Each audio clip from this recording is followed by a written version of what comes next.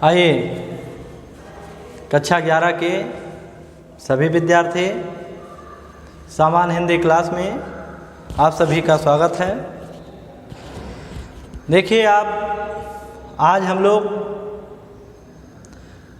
महाकवि माघ प्रभात वर्णन जो हिंदी गद्य का लेसन है उसका कुछ अंश और बचा हुआ है, उसके संबंध में हम लोग पढ़ेंगे। 2 वीडियो उसके संबंध में हो चुका है, लेकिन अभी कुछ पैराग्राफ और बाकी है, उसके संबंध में हम लोग आगे पढ़ने चल रहे हैं। किताब आपके पास ज़रूर है ना? और किताब को आप देखेंगे और उसके बाद आप जो है होमवर्क भी आप पूरा करते रहेंगे। होमवर्क जो आपको हम लिखा रहे हैं, जो आपको हम क्वेश्चन देते हैं, वो ज़रूर पूरा कर लें और पूरा करके जो है कभी कभी हमारे उस पर शेयर भी कर दिया करें, तो हमें मालूम है कि मालूम होगा कि कितने विद्यार्थी लिख रहे हो। ठीक, तो आइए देखते हैं महाकवि माघ का प्रभात वर्णन। इसमें महावीर प्रसाद द्विवेदी जी बहुत ही मनोरम ढंग से सूर्योदय की स्थिति का वर्णन किया है और संध्या का समय भी कुछ ऐसे ही रहता है।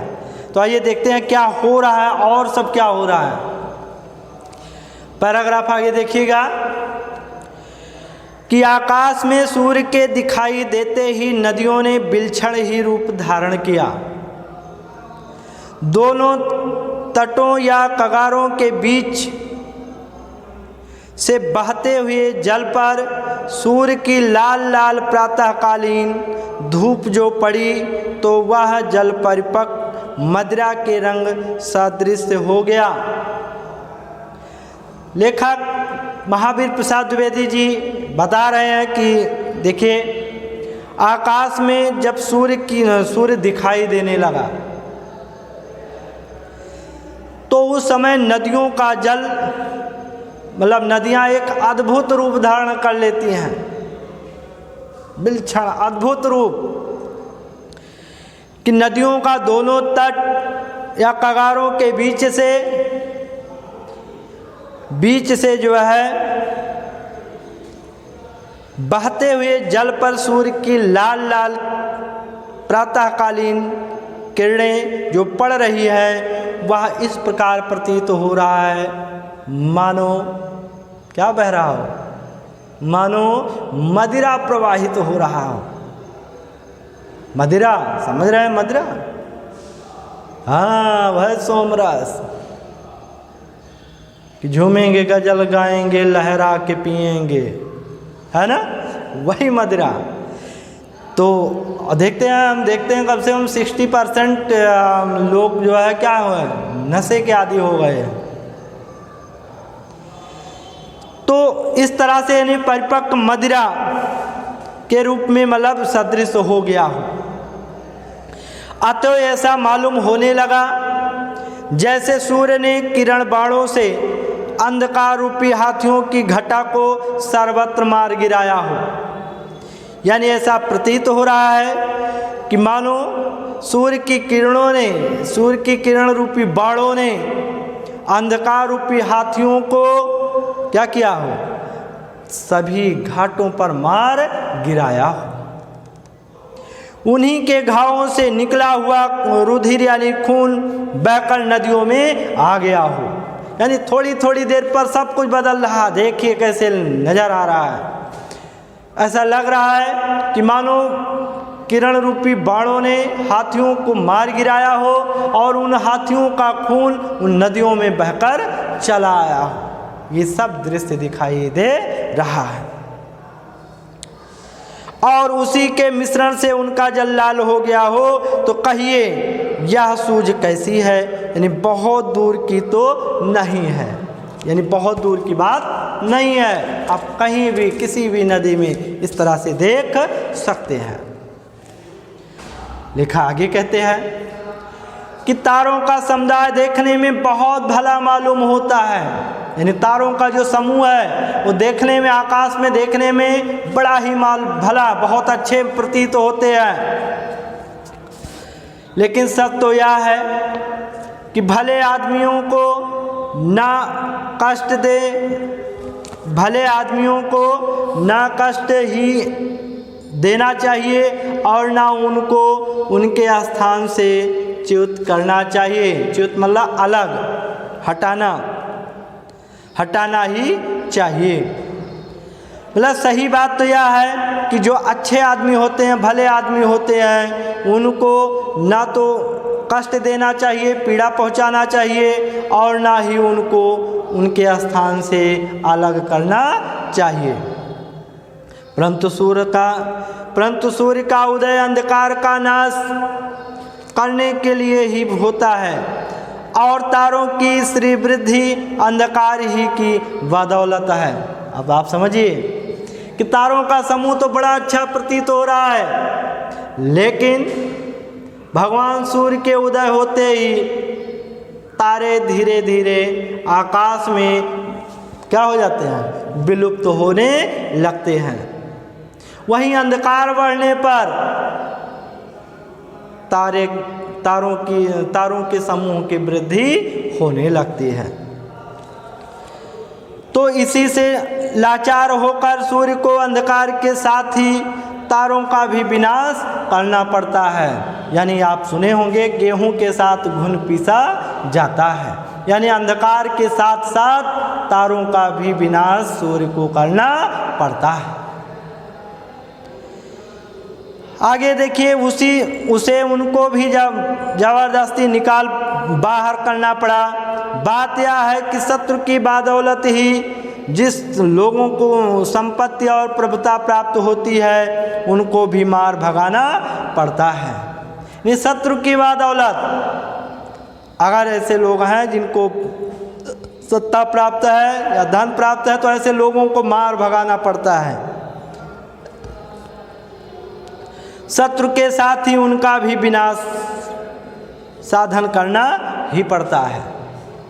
जैसे आजकल राजनीति के तौर पर, मैं राजनीति नहीं कर रहा हूँ, लेकिन ये जान लीजिए, जैसे भारत का बहुत पक्का पड़ोसी नेपाल हुआ करता था। इस समय नहीं स्थिति ठीक है, लेकिन हमारे देश का पड़ोसी दुश्मन यानी चीन, वो क्या किया, वो जो है नेपाल को उकसा दिया और नेपाल भी भारत के विरुद्ध हो गया, तमाम बातें उल्टा सीधा बोल रहा है।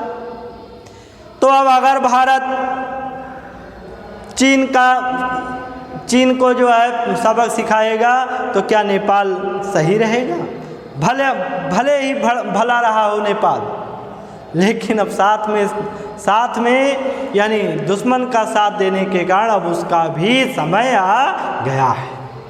तो उसी तरह से समझ लीजिए, सूर्यदेव अंधकार के साथ यानी अंधकार का साथ देने वाला तारे जो होते हैं, उनका भी विनाश करता है।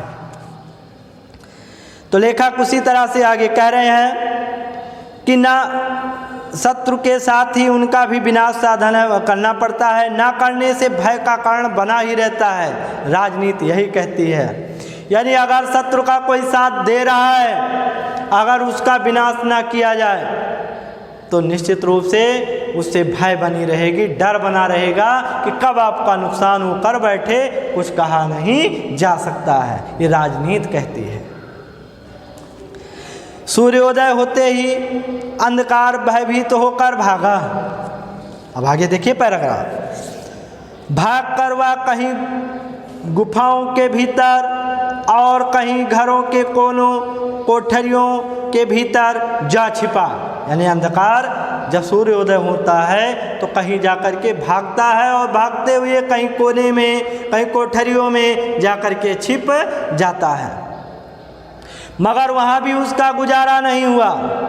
यद्यप सूर्य बहुत दूर आकाश में था, तथा उसके प्रबल तेज प्रताप के छिपे हुए अंधकार को उन जगहों से भी बाहर किया, निकला ही नहीं, अपितु उसका सर्वथा नाश भी कर दिया। बात यह है कि तेजस्वियों का कुछ स्वभाव ही ऐसा होता है कि एक निश्चित स्थान में रहकर भी वे अपने प्रताप की धाक से दूर स्थित शत्रुओं का भी सर्वनाश कर डालते हैं। बहुत बढ़िया एकदम लेखक उदाहरण दे करके समझा रहा है कि देखिए, लेखक बता रहा है कि जिस प्रकार से तेजस्वी पुरुष तेज मतलब जो प्रतापी राजा होता है उसका नाम ही काफ़ी है। तेजस्वी पुरुष के का प्रताप इतना मतलब होता है कि दूर वो रहे फिर भी उसका जो है प्रभाव बड़ी दूर तक पड़ता है, यानी शत्रु उसके नाम से ही कांपते हैं। वो आ जाए तो पता नहीं क्या होगा, लेकिन उसके नाम से ही कांपते हैं कि शत्रु भाग जाते हैं। तो ठीक उसी तरह से सूर्यदेव आकाश में है, बहुत दूर है, लेकिन उनका प्रभाव इतना है कि उनका प्रभाव धरती के कोने कोने में छिपा हुआ शत्रु रूपी अंधकार क्या हो जाता, भाग जाता है। तो ये तेजस्वी पुरुष की तरह ही जो है सूर्यदेव है। लेखक कहते हैं जैसे देखो आप मुंबई वगैरह में आप देखो भाई, सुनते हैं पिक्चरों में जो है या पिक्चरों में देखते हैं कि पता लगा कि कोई जो है गुंडा जब बहुत बाहुबली हो जाता है तो वो क्या करता है, कहता जाओ केवल मेरा नाम बता देना, मैं किसी उसकी बात नहीं करा, जाओ बता देना बजरंगी भाई। बस उसके आदमी जहाँ होंगे मार्केट में पहुँचेंगे, जहाँ होंगे तहाँ तुरंत बोलेंगे, है इतना सामान निकाल, जानता नहीं कौन, बजरंगी भाई का आदमी। अरे अरे साहब, अरे साहब, अरे बाबू ले जाओ ले जाओ ले जाओ। मतलब इतना प्रभाव कि है वो कहाँ, लेकिन उसके नाम से ही लोग डरने लगते हैं। उसी तरह से भगवान सूर्य है, लेकिन उनके प्रताप से अंधकार रूपी शत्रु डरने लगता है, भाग जाता है ना। आगे देखिए, सूर्य और चंद्रमा ये दोनों ही आकाश की दो आंखें हैं, आँखों के समान है। सूर्य और चंद्रमा कहते हैं, सूर्य और चंद्रमा, इनको मान लीजिए उनमें से सहस्त्र किरणात्मक यानी हजारों किरणों को धारण किए हुए मूर्तिधारी सूर्य ने ऊपर उठकर जब अशेष लोकों का अंधकार दूर कर दिया तब वह खूब चमक उठा। उधर बेचारा चंद्रमा किरणहीन हो जाने से बहुत ही धूमिल हो गया। इस तरह आकाश की एक आँख तो खूब तेजवान और दूसरी तेजहीन हो गई। यानी देखा, बहुत बढ़िया बता रहा है क्या तो ऐसा मालूम हुआ जैसे एक आँख प्रकाशवती और दूसरी अंधी वाला, यानी आकाश काना हो गया है। लेखक कह रहे हैं कि आकाश में जो है सूर्य और चंद्रमा मान लीजिए दो आँखें हैं, लेकिन सूर्य तेज प्रकाश वाला है और वहीं चंद्रमा धीमे प्रकाश वाला है। धीरे धीरे सूर्य का प्रकाश जब बढ़ने लगता है तो चंद्रमा का प्रकाश धीरे धीरे क्षीण हो जाता है। तो ये दोनों स्थितियां इस तरह से प्रतीत होती हैं आकाश में कि मानो एक आँख बहुत तेज चमक रहा है, एक आँख से तेजी से प्रकाश निकल रहा है और एक आँख का प्रकाश ही लुप्त हो गया है। यानी चंद्रमा जब धूमिल हो जाता है, समाप्त हो जाता है उसका प्रकाश, है ना। तो ऐसा प्रतीत हो रहा है कि मानो आकाश क्या हो गया हो, काना हो गया हो, सूर हो गया हो। कुमुदनियों का समूह शोभाहीन हो गया और सुरोरों का समूह शोभा संपन्न। रात्र में जो कुमुदनियाँ खिली हुई थी सूर्योदय होते ही वो मुरझा गई। और सुरोरों माने कमल जो रात्र में मुरझाए हुए थे वो सुबह होते ही, सूर्योदय होते ही खिल गए। उलूकों की तो शोक ने आ घेरा और चक्रवाकों को अत्यानंद ने। ऐसा लग रहा है कि सूर्योदय होते ही जो उल्लू होते हैं उन पर ऐसा लगता आफत आ गई, यानी उनको अब कहीं छिपना पड़ेगा, क्योंकि उल्लू को दिन में दिखाई नहीं देता। और चक्रवाक जो बतख वगैरह वो सुबह देखिए चक्कर मक्का बहुत लका लक, जो चकवा चकोई पक्षी होते हैं ना रात्रि में जो एक दूसरे से अलग हो जाते हैं, वही पास में रहते हैं लेकिन उनको नहीं दिखाई देता, और उल्लू को रात में दिखाई देता है। तो ये दोनों बातें देखिए। तो उसी तरह से कह रहे हैं कि चकवा चकवी अब सुबह होते ही मिल गए और मधुर गीत गाने लगे। तो ये सब स्थितियां हैं। और इसी तरह सूर्य तो उदय हो गया और चंद्रमा अस्त। कैसा आश्चर्यजनक विरोधी दृश्य है। दुष्ट दैव की चेष्टाओं का परिपाक कहते नहीं बनता। वह बड़ा ही विचित्र है, किसी को वह हंसाता है तो किसी को रुलाता है। इस तरह से लेखा आगे कहते हैं कि सूर्य को आप दिग्बधुओं का पति मान लीजिए, यानी दिशाओं रूपी स्त्रियों का स्वामी मान लीजिए, पति मान लीजिए। कौन कौन दोनों स्त्रियां? एक पूर्व दिशा रूपी स्त्री और दूसरी पश्चिम दिशा रूपी स्त्री। हमने आपको बताया दिशाओं रूपी स्त्रियां पहले। तो उनका सूर्य को इन दोनों का पति मान लीजिए। अब क्या हुआ समझ लीजिए कि पिछली रात जो है, मतलब पिछली रात वह कहीं और किसी जगह अर्थात विदेश चला गया। रात्रि के समय सूर्य कहीं चला गया, जैसे किसी का पति क्या हाँ विदेश चला गया हो, दुबई चला गया हो, मलेशिया चला गया हो, अफ्रीका चला, मतलब कहीं किसी विदेश चला गया हो। फिर क्या हुआ? मौका पाकर इसी बीच उसकी जगह पर चंद्रमा विराजा। अवसर देख करके चंद्रमा क्या हुआ, जब देखा कि उसका दोनों स्त्रियों का पति जो है विदेश चला गया है, तो चंद्रमा मौका देख करके ही आ गया, है ना। आ विराजा। और पर ज्यों ही सूर्य अपना प्रवास समाप्त करके सवेरे पूर्व दिशा में फिर आधम का रात्रि व्यतीत हुई। रात के समय चंद्रमा एक पथ के रूप में समझ लीजिए आ गया सामने जो है दोनों स्त्रियों के। लेकिन जैसे ही रात्रि व्यतीत हुई यानी प्रवाह समाप्त हुआ और सूर्य जैसे सुबह पति के रूप में फिर सामने आया, हाँ, तो चंद्रमा की क्या स्थिति हुई कि पूर्व दिशा में ही फिर आधम का, त्यों ही उसे देखकर चंद्रमा के होश उड़ गए। यानी चंद्रमा सोचा अरे ये तो विदेश चला गया था, फिर कैसे चला आया, अब क्या हो। और कोई उपाय उसको नहीं सूझा तो अपने किरण समूह को कपड़े लत्ते के सदृश छोड़कर उपपत्ति के समान गर्दन झुकाकर वह पश्चिम दिशा रूपी स्त्री की खिड़की के रास्ते से निकल गया। वह उसी तरह से निकल गया जैसे किसी के पति के ना रहने पर कोई पहुंच जाए, और जब उसका पति वहां पहुंच जाए तो वह किसी खिड़की के रास्ते से भाग जाए अपना कपड़ा लत्ता छोड़ करके। उसी तरह से चंद्रमा भी अपना प्रकाश तेज मतलब सब हीन करके जो है सूर्य के आते ही क्या हुआ, भाग गया, चला गया।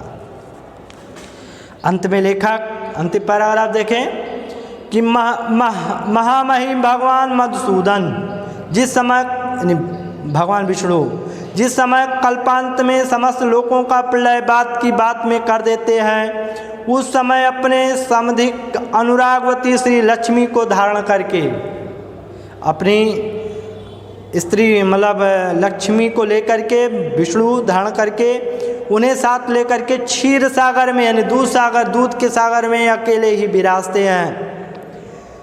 दिन चढ़ाने पर महिमामय भगवान भास्कर भी उसी तरह एक क्षण में सारे तारा लोक का संहार करके, है ना, अपने अतिशायिनी श्री शोभा के साथ क्षीर सागर ही के समान आकाश में दिखाई देने लगते हैं। देखिए अब यह अकेले ही मौज कर रहे हैं। जैसे भगवान विष्णु श्री लक्ष्मी के साथ क्षीर सागर में अकेले विराजमान कर रहते हैं, उसी तरह से भगवान भास्कर समस्त शत्रुओं का संहार करके अकेले आकाश रूपी क्षीर सागर में क्या करते हैं, मौज मस्ती कर रहे होते हैं।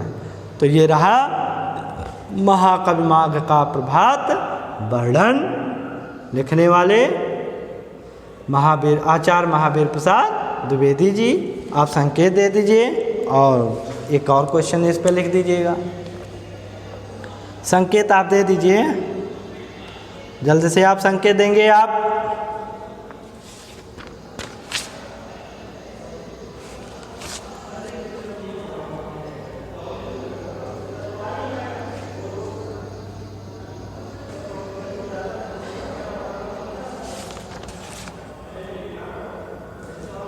हाँ,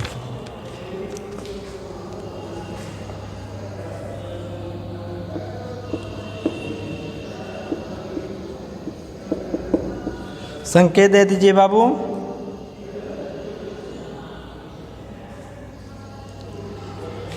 कि तारों का समुदाय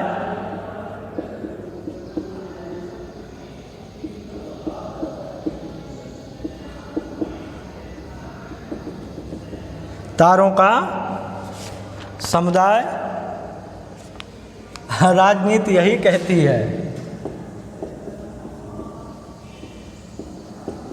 यही कहती है। तो ये तो आपका पैराग्राफ हो गया, है ना।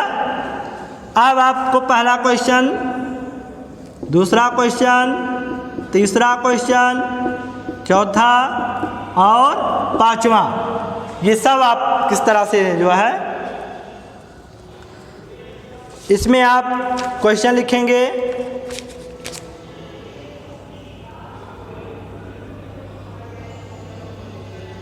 तारों का समूह देखने में कैसा प्रतीत होता है?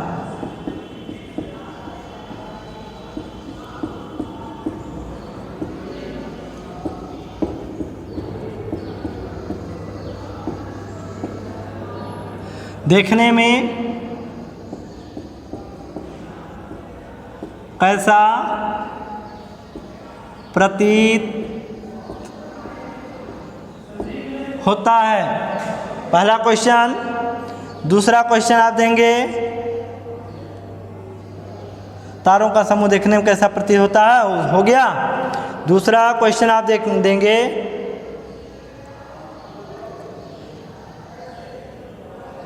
गद्यांश के अनुसार राजनीति क्या कहती है?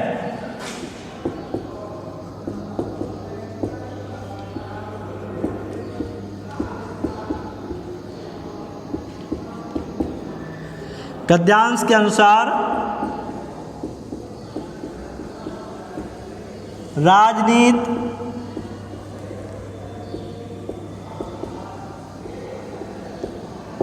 क्या कहती है?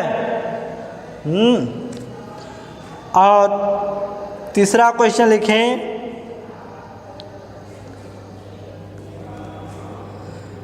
सूर्योदय का प्रमुख प्रयोजन क्या होता है?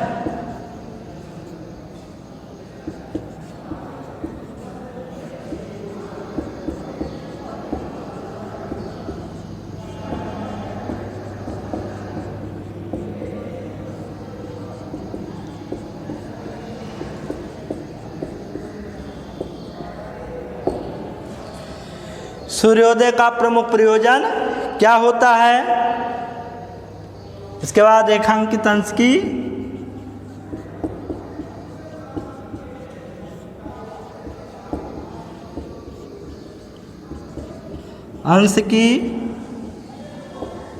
व्याख्या कीजिए, ठीक। और वही पाठ का शीर्षक और लेखक का नाम लिखिए, ठीक। आप ये सभी क्वेश्चन अंडरलाइन कर लें। अंडरलाइन आप करेंगे, हम आपको उस पैराग्राफ में आप संकेत देख रहे हैं, तारों का समुदाय यही राजनीति यही कहती है, उसी में आप पैराग्राफ में आप पाएंगे कि अंडरलाइन करेंगे कि बात यह है कि अंतिम में जाओगे तब मिलेगा आपको कि बात यह है कि शत्रु की बदौलत ही जिन लोगों को संपत्ति और प्रभुता प्राप्त होती है उनको भी मार भगाना पड़ता है।